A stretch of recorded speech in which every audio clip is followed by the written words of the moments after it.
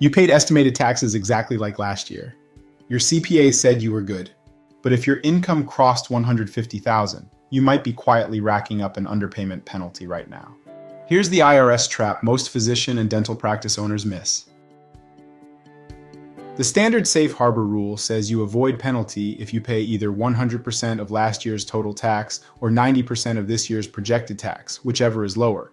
Most people default to 100% of last year because it's simple math, no projections needed. But here's the switch.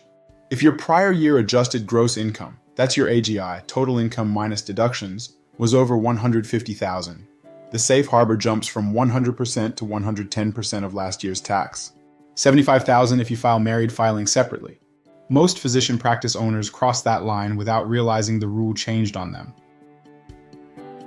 So you pay exactly what last year's return said, thinking you're covered, and the IRS still assesses a penalty because you technically owed 110%.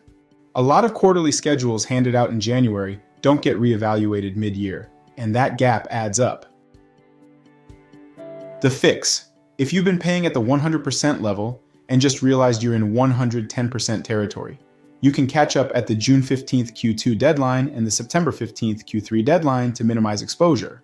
If your AGI is over $150,000 and you've been coasting on last year's number, worth checking before June 15th. Link on screen. Thanks for watching.